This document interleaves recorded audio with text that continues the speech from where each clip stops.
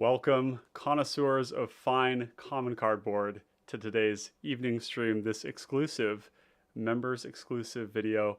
I have my good friend here, Bobby, to do a little after action report about the Riches to Rags competitive Pauper Commander tournament that you just took down, my friend. How you feeling? Pretty good. Yeah, it was a good fun time out here in Philadelphia. Made the little road trip and yeah, it was a good time. Worth it? Hashtag worth it? Definitely worth it. Yeah. Even if I didn't win, it was still worth it. So Yeah, that's right. Well, there was quite a bit of hype around it. I know Dallas did a ton of work to put this event on and was really hawking it and getting that out there. So it was cool to see people like yourself, making the trip to go down there. And what did you end up winning? What did you collect at the end? it was $250. So Oh, that's fantastic. That's great. That reminds me a little bit of Rags to Riches, which is the competitive Pauper 60 card event that was kind of legendary for a long time and was the originator of the unified ban list between 60 card Pauper. But they had kind of a similar thing. I think top prize was $350 or like they had some other stuff like legacy staples that they would give you. But yeah, so tell me about the tournament. You had how many rounds total? yeah, it was a 4 round Swiss. I think we ended up with 28 people. Oh, wow. Great Um, numbers. so four, yeah, so 4 round Swiss and then cut to just a final table of four. Great. And then your record throughout the game, were you 4-1 Yeah, or so it's 3-1 in the Swiss and okay. then yeah, And then in the won the last one. finals. Got it. Oh, that's awesome. And you did it with a deck that we all know about. Those of us in the competitive Pauper Commander sphere, this is no surprise seeing this in the finals. Tell us about the deck you played. Yeah, I played the no secret to anyone, Gretchen Titchwillow. Puzzle took down the budget brews, $100 Mm-hmm. CBB limit 100. CED. Yeah, a couple months ago, and he's been doing well with it ever since. And so I picked it up and started playing it on the down low the last couple weeks. And yeah, I mean the deck is just very, very, very good. Yeah. Yeah. No, it's awesome. So I thought what we could do first here is take a look at the list you played, and then we can talk about some of the games. You can walk us through the choices, maybe if there were any differences between yours and what Puzzle Box plays. Puzzle is also a known Gretchen menace, a known. I don't even know if he's a Simic enjoyer, but he really likes Gretchen Titchwillow, so understandably. So let's bring us over into this. Take a look at the list we've got. This is yours, correct? Let's see. Yep, be fine. There we go. Cool. So, first of all, for those folks who might not know what it is that this commander is doing, could you tell us a little bit about the commander and what it's looking to accomplish? Yeah, so Gretchen is a combo deck at the end of the day. It plays out very similarly to the Lore Weaver Ley Weaver deck, where it wants to put auras on lands so they tap for more mana, use a bunch of the dorks that tap to untap lands to generate a bunch of mana to activate Gretchen to kind of ramp and draw cards. And then eventually you combo out using, there's a whole different variety of lines, but the general play pattern is, you get a freed from a real effect on a creature that untaps a land that nets you mana, and then you generate infinite mana and you just activate Gretchen Titchwillow until you win. Excellent. So some of the enchantments you're talking about are listed here. The classics like Utopia Sprawl, Wild Growth, Fertile Ground being your 2 mana options. You have the Urban Burgeoning, which is allowing you to do that on your opponent's turns as well. Um, and all of these are amplified by another category of things, which is your untappers. So we've got your Arbor Elf, Rime Tender. I've never seen this Rime Wind Task Mage, but this is also It's great. yeah. Rhymewind Task Mage is definitely the worst of the bunch. Puzzle can attest to that too, but it still does the trick. So Yep, that's great. Sculptor of Winter. You got Voyaging Satyr, Ley Druid. One of the more powerful ones here being Krosan Restorer, allowing you to untap 3 lands. If you have this, you have Threshold. You're pretty close to going off, I imagine, right? yeah, it's way easier to go off. I don't think I've ever gotten to the point where I've had Threshold and Crows and Restore in play, but it's definitely something that makes it a lot easier to win if you can. Yep. Stone Cedar Hierophant is also pretty Yeah, nuts. this thing is a hammer for sure. Now this one has a really spicy interaction with Gretchen herself, being that you can put lands into play to tap and untap and tap and untap and tap and untap.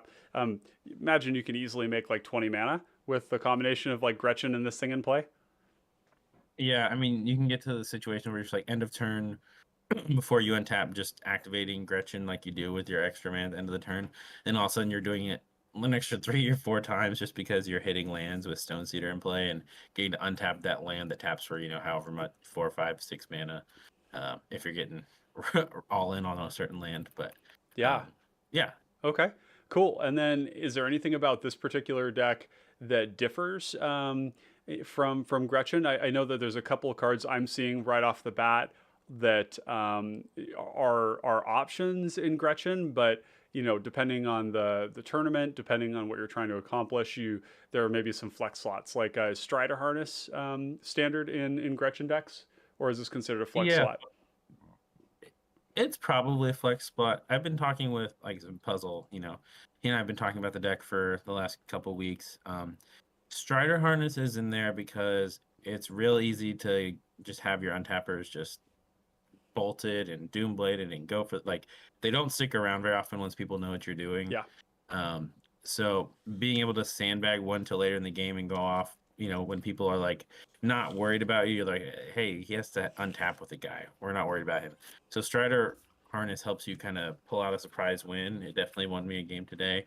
And then Oboro Breeze Collar kind of does the same thing. It lets you have a way to win that doesn't require an untap with a creature, lasting a turn cycle. Right, right, because you can immediately go off with this. This requires that you have how many auras on a land? Maybe like three, something along For those lines. Oboro, Yeah, so for Burrow to net even and just draw a bunch of cards, you have to have a land that taps for 5 because you get the 1 mana from the land you're putting into yep. play, And and then then Gretchen. returning, and then yeah. Yep. So that lets you draw until you hit another aura, and then you put it on there, and then you can go net mana from there. The only downside there is it's based on the number of cards in your deck. So eventually you need to get to a point where you generate infinite without having to rely on the number of cards in your deck, and that's another spot where having the Strider Harness to win it, activate that right away without having to worry Yeah. about untapping is key. Yeah, for sure. I also Nurok Stealth Suit is standard in the deck. I saw numerous games where this played a really important role, and so you had a couple of games where you were able to deploy this early and start shifting it around to things, which seemed to do a lot to kind of cement your at least your engine. In the finals game, you weren't hitting land drops, but you had a handful of cards. What was that? What was that like in the end? You had so much to do with your mana, but nothing to make it happen with. Yeah. So the last game, I mean, I got lucky, and I was fortunate. There was a it was there's Viscopa Guildmage to my left, Tatiova across from me, and then Third Path Iconoclast to my right. And Viscopa and Third Path were able to make a bunch of tiny creatures, but they didn't match up well against like my just Gretchen being an 0-4. Yeah. They can't really push through. Tatiova, I think the first creature they played was a mnemonic wall, so Yep. they just took a lot of aggression early, which was nice, which was really good because I was really stumbling at the beginning, missing land drops like you mentioned, and it just let me buy some time, and then yeah, I mean eventually I got to the point where I had some R's on some lands and I could untap enough to do some stuff with Gretchen, Yeah. and it kind of like snowballed from there, but it was definitely a rough start to that game. Yeah, for sure. Now we don't want to. I don't want to skip too far to the finals here. I do want to hear about the other things you were playing, but it just came up because saw the Nurok Stealth Suit here, and I thought it'd be good to point that card out. But let's take back a look at the list here again. We'll go back to here. Anything else in this deck that differs from what you were playing before, or from what puzzle I plays, for example? Yeah, I don't think there's a lot different. I know I play Spell Pierce, and and that was because I started to, there are various ways people submit their deck list, and I realized there are going to be a few more combo decks than I expected. So I added in a Spell Pierce. I was potentially debating adding in a Tangle Puzzle, and I talked about that in the more aggressive metas being really good. But yeah, not really anything too spicy or different. Just the Yep. old try and true with like a card or two different. Yeah, yeah, it seems going into an open meta that at the very least having a Moment's Peace and a Weather the Storm is kind of standard tech for really any Simic combo deck. Were those useful to you during the game or any of Yeah, your I mean, games? yeah, I had so in the finals, I had the Moment's Peace in the yard, and I think they forgot about it. So I was definitely banking on that at some point when the aggression started coming my way. And then there was one game where I cast Weather the Storm for 18, and then Archaeomancered it the next turn, and then cast it for Wow. 9 or something. So I gained a ton of life with it. Yeah, no kidding. Yeah, super important tools, and they kind of accomplish different things. If you're dying to commander damage, then the Moment's Piece is there to save your butt, and you can bring it back. Of course, you don't necessarily have to cast it for the flashback. And then the Weather the Storm being for just generally dying. If you're just dying to pingers or to combat damage, gut tokens, things like that. So this is kind of like Dargo or Sailor's Bane or some other like heavy hitting commander, and then this is for kind of more like almost like the gut, the TPI, the mid range Rilsa type stuff, things of that nature. And then you've got like a Yeah. really nice healthy 35 lands here, alongside so 35 lands and 11 of these, so really 10 auras. So you're kind of looking at like a 45 mana source deck, which is great. That's a really healthy number.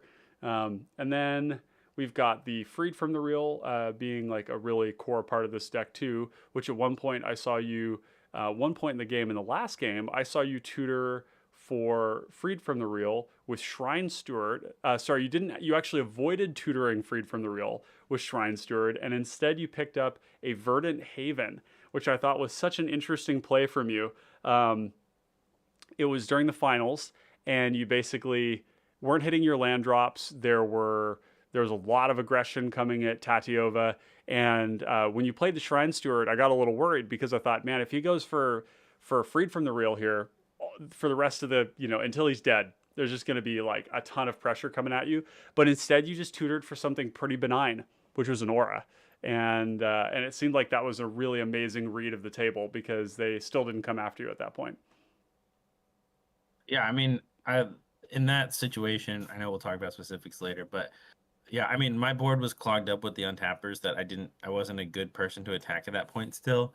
The Verdenhaven gave me a little extra life, and they had talked about wanting to blow up my land enchantments. I don't know if that came through on the stream or not. Yeah, it So they did. already talked about blowing up my wild growth. So I was just like, okay, well, I have to have something ready. And I was debating getting Overgrowth or Verdenhaven.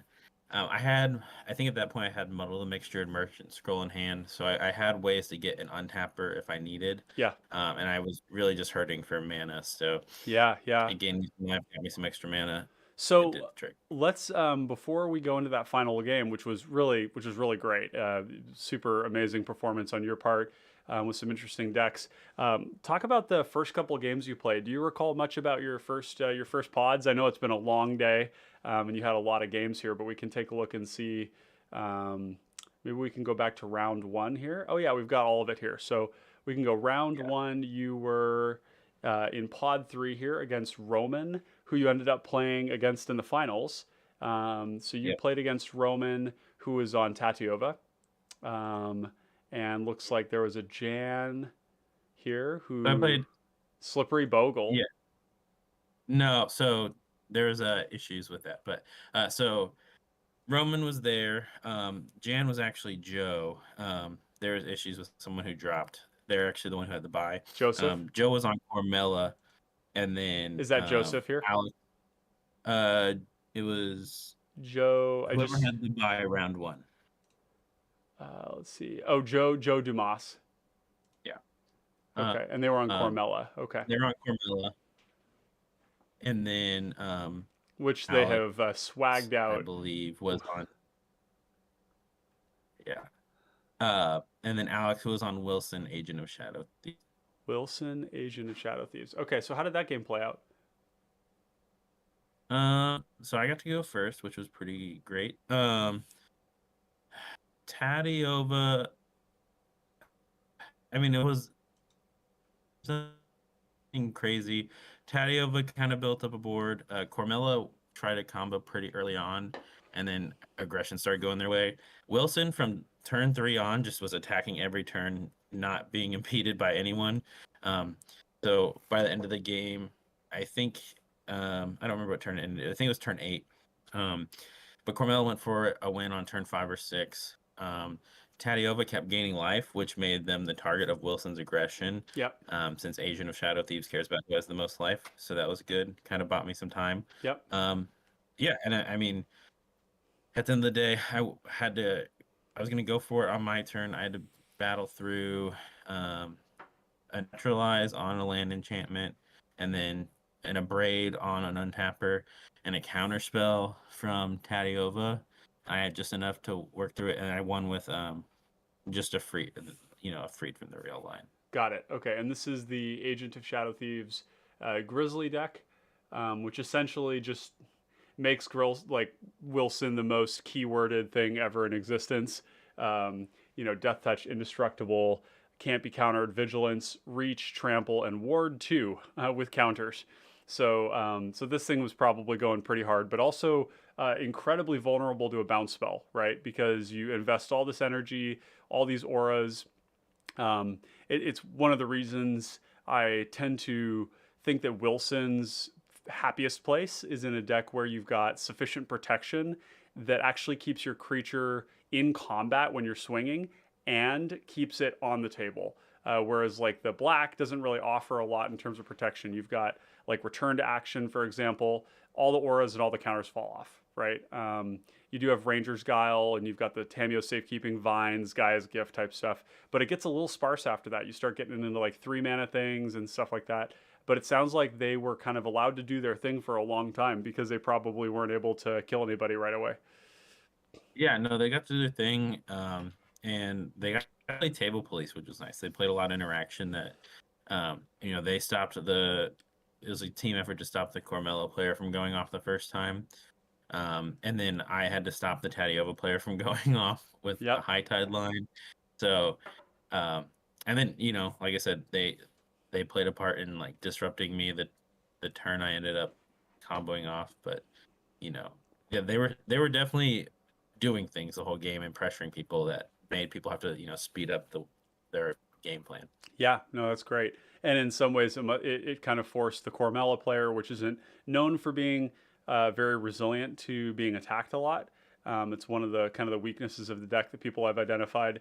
So I'm sure that they suffered under that quite a bit. And then Tatiova being primarily a deck that can like handle combat damage, but doesn't really want to ever be on the brunt of a Voltron commander, right? Like this. So sounds like Tatiova tried for their thing. Cormella ended up dying, and then kind of under the cover of that, you got to kind of smokescreen a little bit. This is a good example of like you had other combo players at the table who were offering you like some cover in a sense. Like you want to fly in a flock when you're a combo deck in this format, and you got to do that. So That was a recurring theme of my tournament. So oh, it was I was okay. never the first person going off. Yep. So Well, that's really good, right? Like my dad's always said, spouting whale gets speared, and when you're the first one to go off and present scary, you're gonna get the hate. You're gonna get the tools. So, very important like pattern to remind folks of that if you want to be successful in CPDH, you always have to be careful and cautious of like understanding your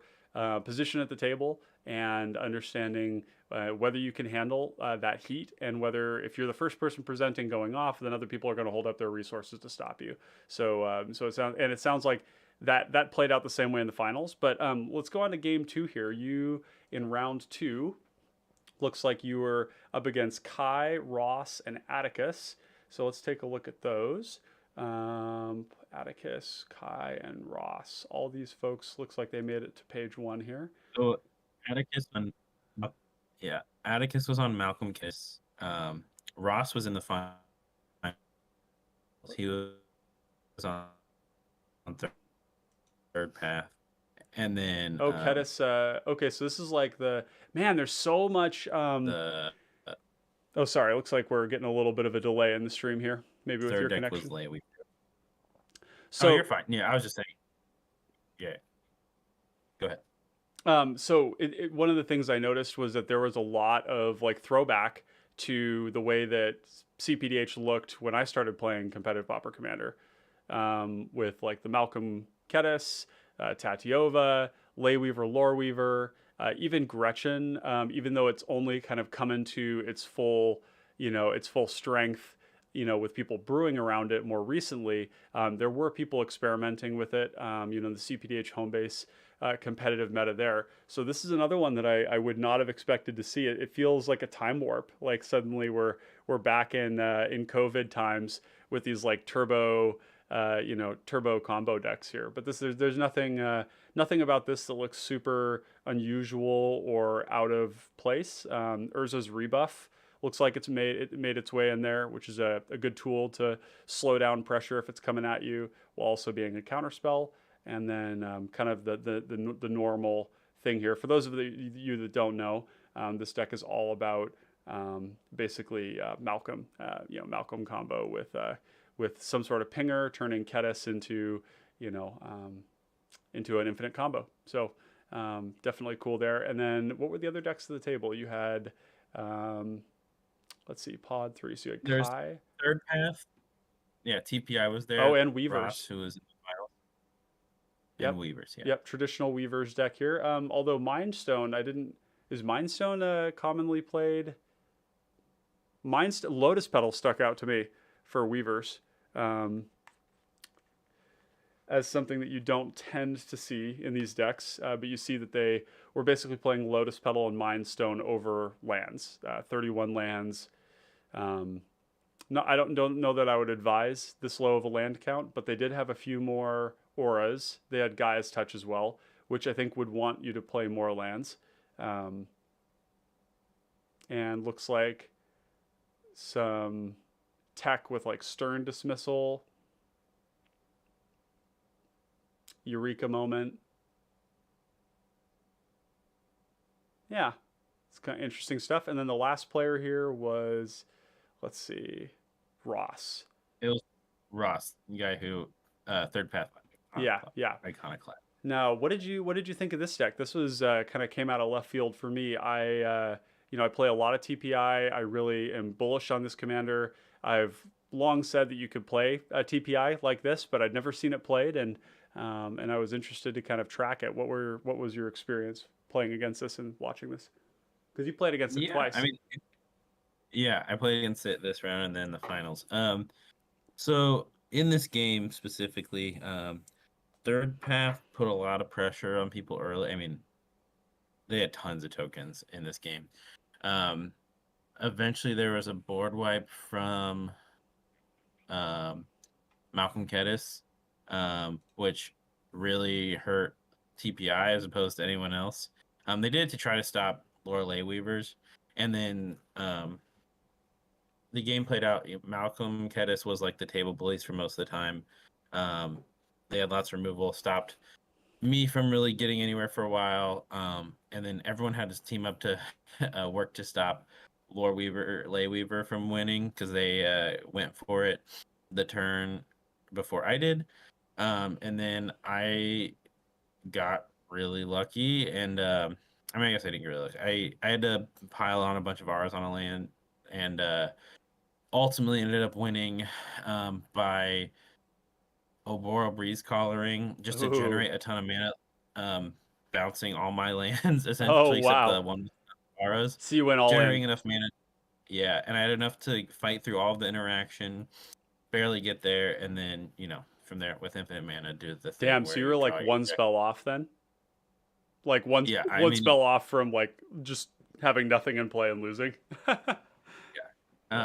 there's like a stern dismissal that happened in a counter spell and I think another removal spell. There are 2 or 3 pieces of interaction I had to fight through, and Wow.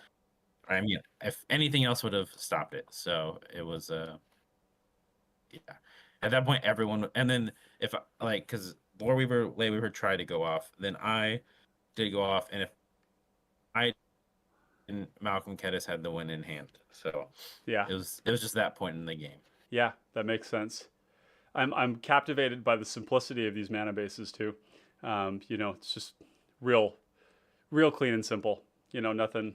Nothing too complicated. A lot of basics.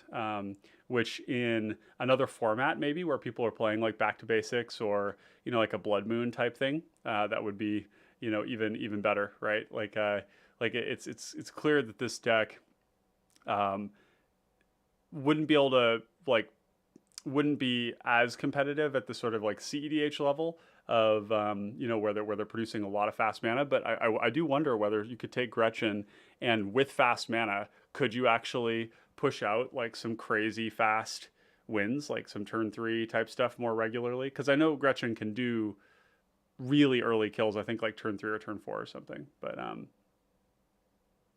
Yeah, I mean, there, and you also get access to stuff like Cradle, which can unlock some other things, or uh, depending on going into CEDH land, unlocks a whole bunch of different stuff you can start doing.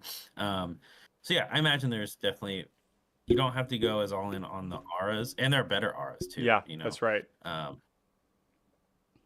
so yeah. Yeah, that's great. Okay, cool. Well, that's good. Well, let's go into round 3 here, where you were, looks like you lost to Dylan Adams here. So let's take a look at Dylan. That was the Vizcopa deck. Oh, Yeah. So how did that game play out? yeah. So that deck, or that game, um, so there was an E-Sphinx deck, and then I was then next. There was a gut deck, and then Ooh, there's the Viscopa deck. let's take a look at this East Sphinx deck. Was this William, I presume? Yeah. Yeah, I believe so. Okay, so what were we doing here? What's the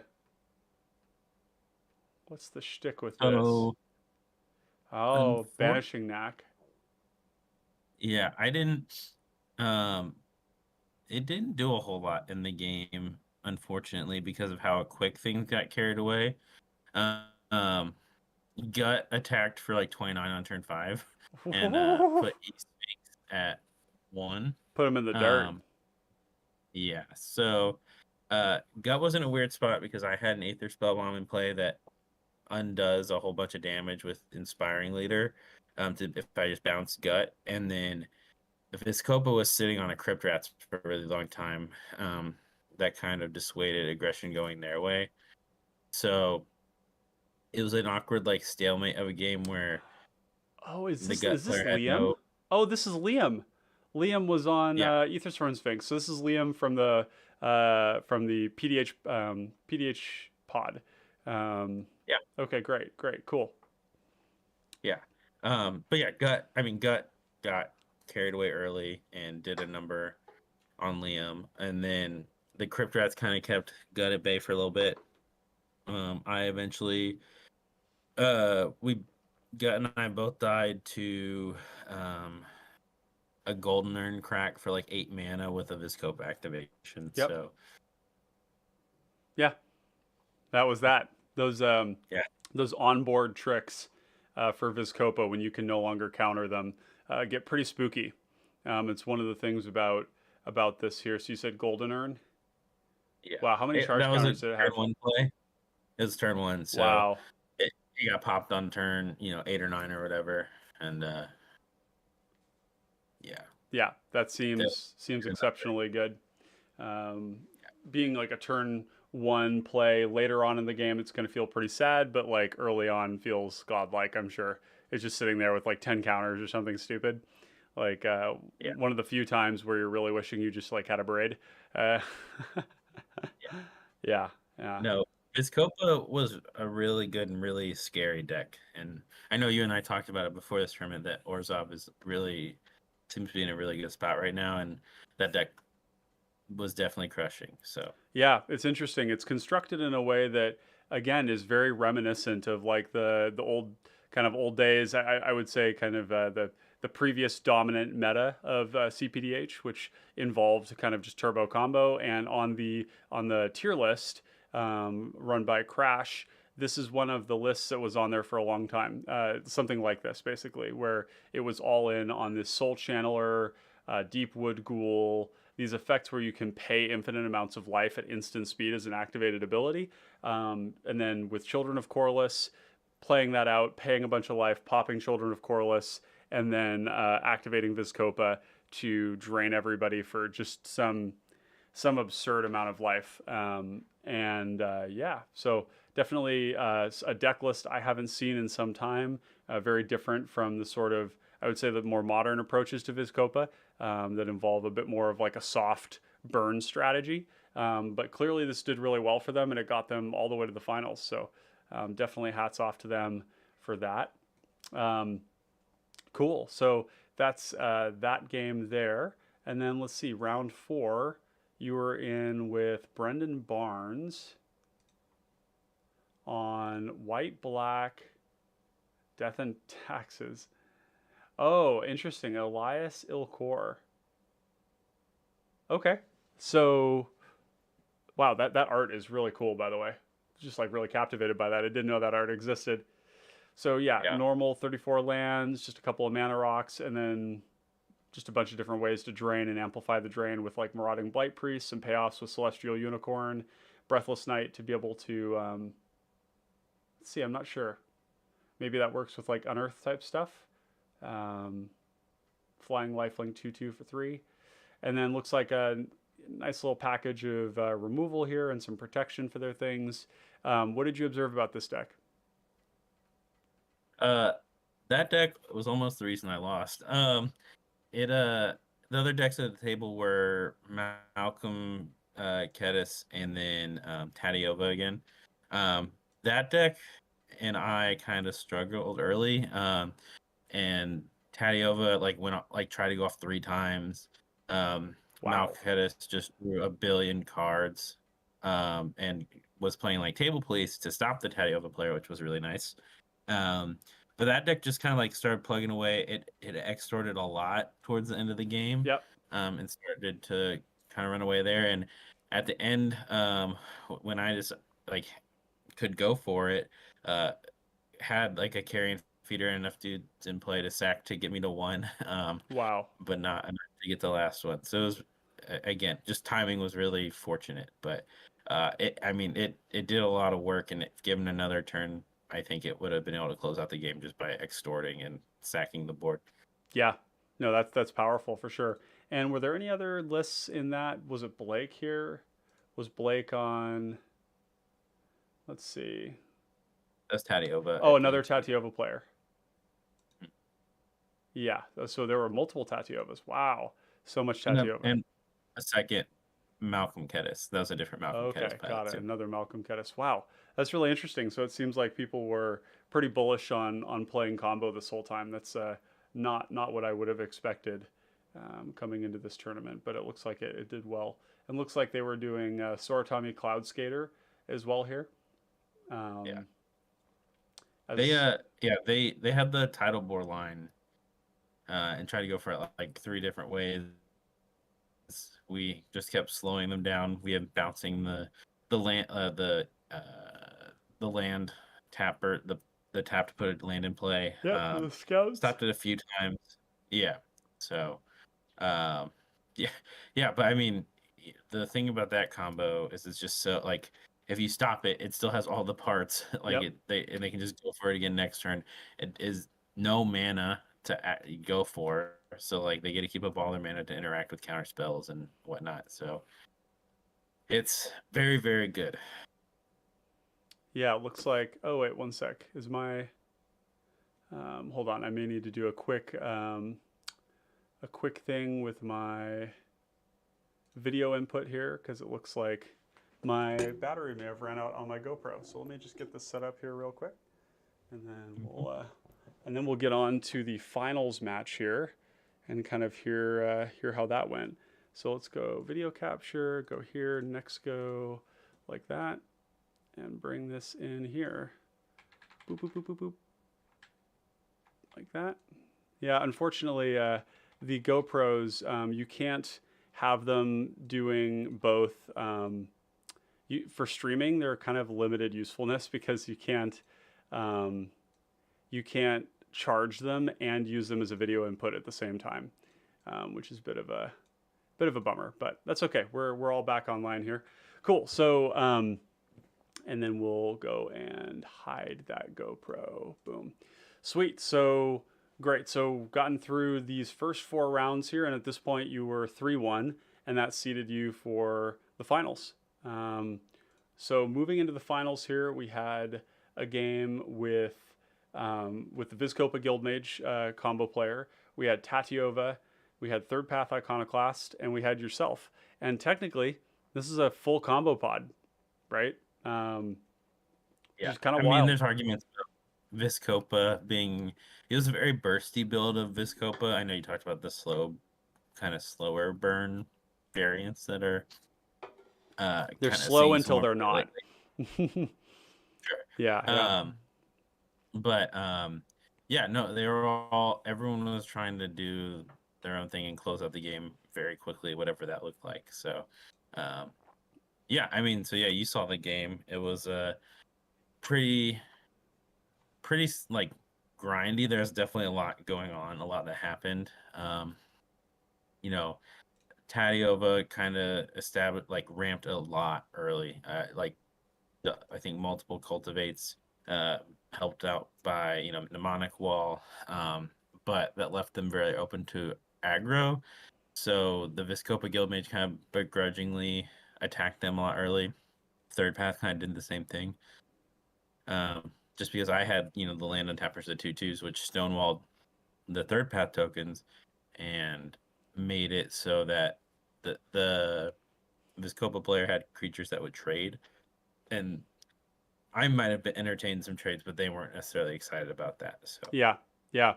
Something that we that Derek and I from the RC, as we were watching this game, were surprised by was, I mean, looking at this, right? We're looking at turn 5, maybe turn 6 here, and man, you're still at 25 life. Like the pattern here almost felt a little bit like deja vu. Looking back to the CBB 100 when Puzzle Box took that game, where they were in very deep, and he was still at 28 life. Just a huge life total to work with. Really no pressure to speak of. He had an Aether Spellbomb in play, which basically, meant he didn't take damage the whole game. The Winota player wasn't even casting their Winota because he had the Aether Spellbomb out. So it prevented probably like, it definitely kept him alive. Let's put it that way. And just kind of misunderstanding the threat there.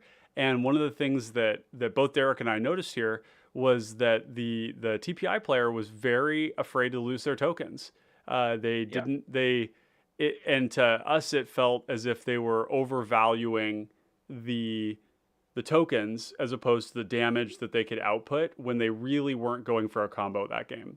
Numerous times they tutored for things like Ray of Revelation or Reign of Revelation. I think they had cards like Sift in their deck too, but basically going for like big card draw instead of actually just like applying pressure with these tokens. And it seemed to us that even with the Moments piece that had Vizkopa also been willing to apply pressure to you in combat, that things might have gone differently. Were you kind of like fingers crossed that they wouldn't see that possible outcome? yeah, I mean, so we got to the point. I mean, this at this point, Taddeo was still alive, but they aren't very long for the world after this. Yeah. So it got to the point where TPI was realizing that, yeah, they could be more aggressive about taking me or Tadiova out, but that they are going to have a big problem with Vizkopa because there's that font of whatever, Yep. the white font sitting out there just Yeah. waiting The to font of be renewal activated. or vigor or something. Yeah. And so, they were constantly worried about that.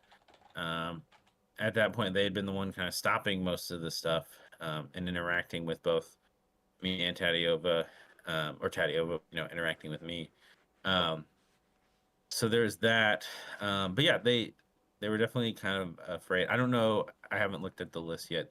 I don't know if Third Path had like Trumpet Blast type effects in it that would No. make their board a lot more threatening. So yeah, they weren't going to trade favorably with either attacking me or Viscopa, and so Yeah. it was Let's it's tough. scoot It's along a tough here a spot. little bit to near the end where things started to progress. It was really at like on this this set of turns here where Tatiova is dead. 1, 2, 3, 4, 5, 6 tokens in play. Not like a crazy amount, but enough to swing. Um, and then we have the Vizkopa player who swung, I believe. Who did they swing at? We know that. See, that was yeah, right I think here. went- yeah, someone at Tatiova. I think that was right around when Tatiova died. So Yeah, Tatiova died to the life drain, and I think this must have then gone at, yeah, it went at the TPI player. It looks like, or maybe they died to the drain. So maybe that actually did go towards no, the Gretchen. flyer kept going at me. The flyer kept on going at you. Okay, interesting. Um, but then there was this one crucial turn right here, where when it came around to the TPI player, they had all this stuff in play. You had the Moments Piece in the graveyard. Vizkopa decided in this turn here to not attack, to not pressure. They had an unexpected Fangs in hand. And both of us were, both Derek and I were just like on the sidelines being like, yeah, we were rooting for you, in the sense that we were excited to see a player from our community win, but we were also like, oh no, it's happening. They're not fresh. They're not doing enough to deal damage to you and try and finish you off. So during that turn cycle, did you have any sense that you might have died in combat to them? I wasn't worried. I had the Moments piece in the yard. Do you have So counter I was spells as really well not. to stop things? Yeah, I think I had a Muddle and or Arcane Dial. I cast it on the Rolling Thunder, I think, this next turn. Yeah, Um, from TPI. So I had 2 counter spells. I had a Fog. I had plenty of mana, so I wasn't worried. I had the Reclaim in hand, so I knew I didn't have a way to get the untap. I think I had a Wizard Cycler, so I could have gone and gotten Galvanic Alchemist, yeah, which it doesn't get me there with the Wild Growth in the yard, which I end up getting back in the Verdant Haven. So I was trying to figure out a plan of, okay, how do I try to get there the next like turn or two, because otherwise I'm hurting yeah. real bad, and I'm almost dead on board to just Viscopa. Um, so yeah, I wasn't really worried about combat. I was worried about Viscopa activation damage because I didn't have any way to stop the font. I Yeah. didn't have to really interact with Viscopa at that point. Now you had there was a moment where there was a giant rolling thunder right here that was Oh, cast. What were the targets for this? it was enough to kill me, and then so I didn't really care what else was happening after that. And then it was something of Viscopa's, but when it was going to be lethal to me, I had no choice but to counter it. So Yeah, that made sense. One of the things we were wondering about was with the uh, is if would you have countered it if it had been less damage towards you? um, I guess it would have depended on yeah, the font of vigor, right? Like if it it would have was, depended on. Yeah, I mean, at that point, there were a ton of tokens out, so it wouldn't take a lot to kill me. And they were both.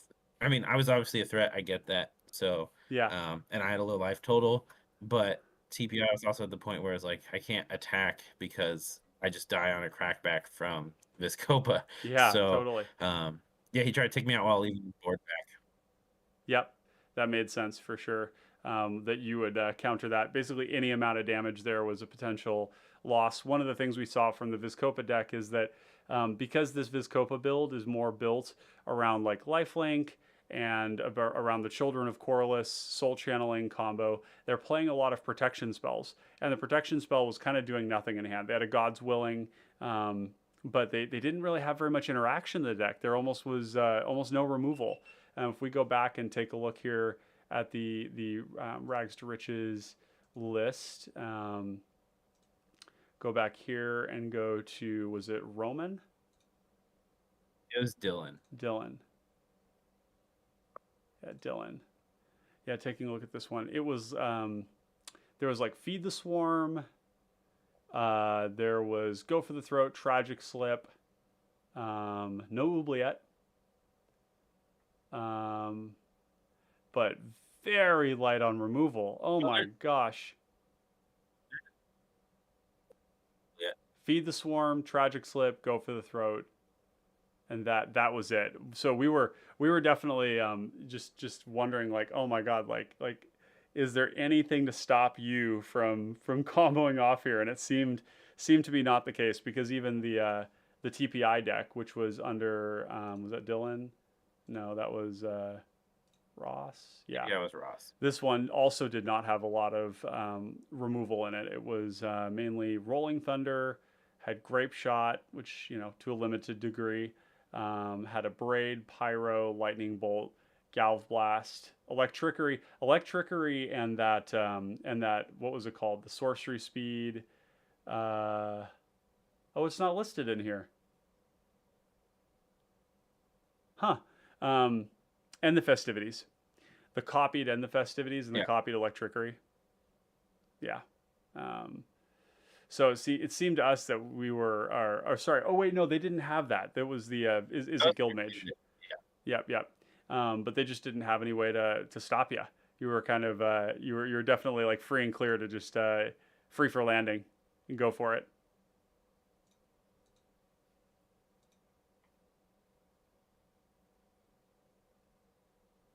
Looks like we're having a little audio or video disturbance here. Bobby currently is at All his hotel right. right now, so You hear me now? Yep, there it's coming through. Coming through. There we go. Yeah, there we go. Cool. So awesome. So yeah, and then the way that you ended up comboing off, you ended up going off with, let's go find it here. Ended up pretty simple. There wasn't any interaction for it, no counter spells, no removal or anything. You just played Freed from the Real, drew your deck, played all your lands. Anything else? No. So yeah, the way you win, once you have infinite mana, you use Gretchen to draw your deck. You capsize everything of theirs with counter spells to stop any interaction. Pricing a creature or something, you play Chaomancer to get it back. Yeah, and eventually once you have all their permanents gone, you take a really slow route and attack them to death. Or you can just capsize our Chaomancer and compulsive them, so make them draw their decks out.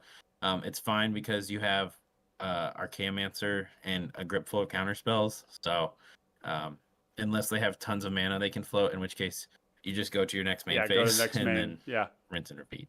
Yeah, that makes sense. Sweet. Well, this was really fun. We were definitely, Derek and I were really enjoying. Let's see. I'll get my webcam in there real quick here. The little things when you're doing this streaming stuff that come back to nibble you in the butt when you're trying to make all this happen. Okay, there we go. Bring this back underneath there. Cool. There we go. So yeah, so we had a blast watching this. Imagine like being on your end, playing some Paper Magic, going to a new place, meeting a bunch of people. Overall experience pretty sweet, or you have a good time? Yeah, it was awesome. Philly was really cool. The people, I met a handful of people from the server there, putting names to online, faces to online names and avatars was really cool.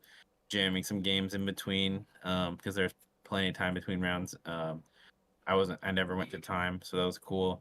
But yeah, no, it was fun. Everyone was really cool. It was fun to talk about. It was fun to play Paper Magic. I haven't done that in a hot minute. So, yeah, it was a real good time. So. Oh, that's fantastic. Well, I really appreciate you coming on and telling us about how you did this and sharing your victory with us. And you brought glory to the community and more glory to Gretchen. I tell you, the Simic shit's starting to get pretty nasty. Yeah, Gretchen, she's real good. So I think a lot of what she does well is people don't necessarily understand the lines, like Yeah. the non-freed from the real lines. A Brawl Breach Caller, people just don't have any idea what that card does or how it works. So there's some play there, and then even just sitting on Gretchen and just ramping a ton over time just builds up enough value that you get there. So Yeah, it's a great it's mana very sink for strong. sure. And when we think about Yeah. these Simic decks too, the Gretchen is a card that we're happy to throw under the bus when we need to for aggro purposes, because once you make infinite mana, you can just cast Gretchen as many times as you need till it resolves and sticks, and then you've got a mana sink. So if you make infinite mana, you can cast it infinite times. Eventually, when it resolves, then you draw your whole deck and play all your lands. So definitely some powerful stuff going on there. Well, Bobby, thanks for your time today, and I think we're gonna wrap it up, dude. Sounds good. Thanks for having me on. And yeah, definitely. It was a blast and looking forward to hopefully more of this kind of stuff in the future. So Awesome, fantastic. Well, with that, connoisseurs of fine common cardboard, good evening, good afternoon, good night, wherever you are in the world. Hope to catch you on the battlefield and have a great day. Peace.